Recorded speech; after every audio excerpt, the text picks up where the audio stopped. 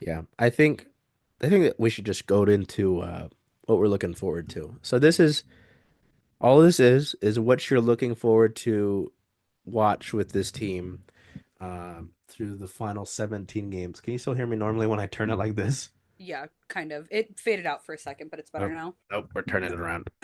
I'm just not gonna mess with it. Um, it could be call-ups. It could be seeing guys, continue to play well. Uh, whatever, So I'll let you think about that while I blab. One guy who it seems pretty apparent that they're gonna call up is Yanni Newman.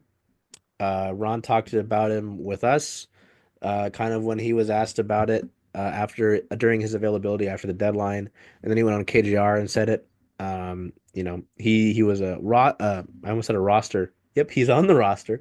He was an all-star for the Firebirds this year. It says Cal Fleury was up with the Kraken during the AHL All-Star break.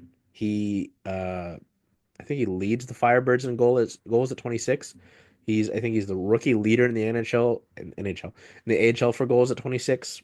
Um, you know, good like good body for a forward, nice big body, big forward. And Francis during his availability with KJR said he has a Mikko Rantanen type of shot. And I thought that was funny just considering he had gotten moved that day. I was like, Hmm. what are you doing? Like, calm down. I'd like to see Shane Wright continue to play really well, right? Like, sorry, I used Wright twice. Um, I've been really high on Shane since we got the guy. You hear that the character is really good. You know that the talent is really good. And he's been incredible. He's been great for them since he's been healthy scratch. Keep that going. I'd like to see Capo. Like he hasn't been quiet. Like he had an assist, I think, over the weekend at least. But I'd like to see him kind of tick up again. Hmm. It feels like that 17-10-84 line's been quieter. It's like they were on a great pace, right? And so maybe expecting that. And everybody goes through slumps or quieter moments, right? So holding space for that. But I'd like to see them get going a bit more again. I'd like to see Joey get some more rest.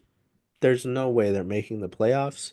Let's Yep. not break the guy, especially since you know, you've got him on an extension. Like you don't want to break him before it really starts or during it, like, or at all. So Hmm. sorry, you know. As much as certain people, Kylie, want to see him, like, be careful. Make Yep. that three mention. Yep. Um, I'd like to see a D call up. Like, we've got all these forwards, right? Hmm. Um, like in that, I'd like to see Ryan Winterton spend some extended time here. Because he's been kind of up and down the last 2 years, right? And I remember starting the Ryan hash. There's a hashtag you can go and look it up. Hashtag Ryan Winterton hype train. I started it during the season last year, and Aggregator podcast like started to claim that they were all Ryan Winterton, and they started this fan club. I'm like, don't do that. I know.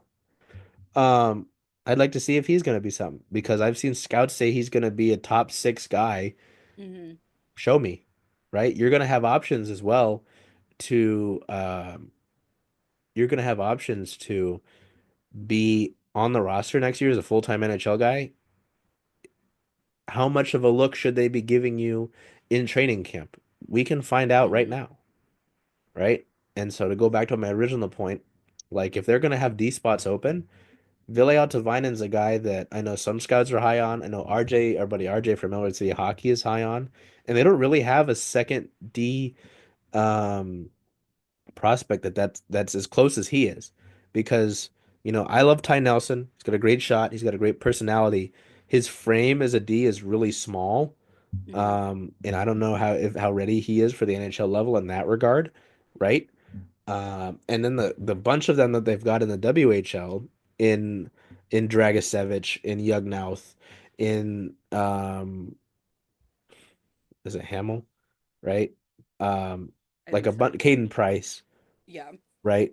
Like a bunch of those guys that you've got down there, they're in the WHL. That's pretty Hmm. decently far from the NHL level, Yeah. right? So that's kind of where I'm at with this. And nobody to get fucking hurt. Like, Hmm. that's just, so that's where I'm at. Where are you at? Just with anything you want to see in the last 17. Yeah, mostly on the same page. I don't I don't know. I would like to see Capo Caco and, the whole 17 10 84 line uh get some movement again, like you said. As far as call ups, I do think it's also important to note that they only have 4 call ups total Yep. um Yep. for the rest of the regular season, unless it's an emergency, but you can only have so many emergencies before you start to look a little suspicious. So they've already used one of them, so there's only 3 call-ups left, technically. So for anybody listening, that is an important piece of information. But I'm also excited to see, some of the younger guys be able to come up and show what they're capable of doing. And honestly, I'm kind of excited for this season to be over. I think everyone is really tired in this whole season. I think I said this, I'm pretty sure on one of the first episodes that the season had bad vibes before it started, and it's Yeah. proven to continue to have really bad vibes. So I'm kind of looking forward for everybody to just get a break. Yeah. I Also, mean, Joey, that man needs a break. yeah, you don't want to break the guy. Um, yeah. I mean, that makes sense, especially with how things started with Arizona having their team ripped out of their hands. Hmm. Um, Poor Utah having to scramble to put a team together. Like I know even now there are folks that are like visiting Seattle to see how they put a team together Yep. because they're doing it on the fly, right? Yep. They're still in the playoff chase. So they Hmm. could still be playing hockey and they're not fully doing things to their best of their ability, right? And that's no knock on them. They were put in this position. Like, I don't blame the people of places that get teams that were recipients of places that had them ripped out. I blame the Yep. folks who did it, so the NHL, and wait, yeah, no, the folks who did it.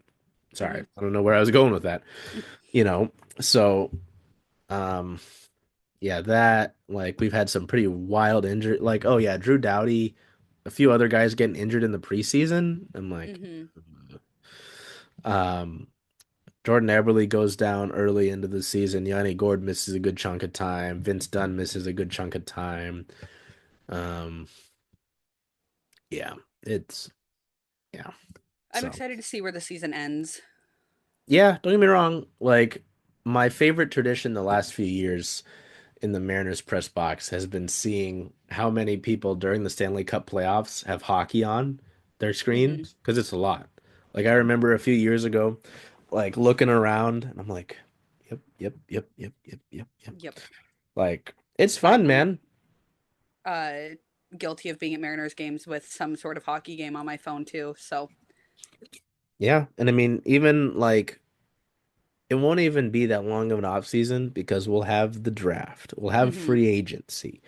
Um, I'm sure we'll be doing stuff for that too. Like, who knows what they'll like. Obviously, again, the intention for them to be is to be busy, so Yep. we'll probably have to a lot to do. In addition to the stuff that the CSS will already be doing in the spring and summer. Um, oh Jesus, I'm so tired. I'm pre-tired. Hmm. Um, there's free agency. There's the draft. There's Rookie camp. rookie camp, dev camp, training camp. There's the preseason showcase thing with the Canucks. Hmm. So we will not be far, folks. Yeah. Um so ooh, interesting. All right. Let me Hey, Charles. Hey, Jen. Hey, where are you going to watch all those Kraken away games? Cracking away games, making a push. I was thinking of coming here just because Rough and Tumble is the home of circling Seattle sports, only if that's okay with you. I mean, I love that idea. Hope to see you here.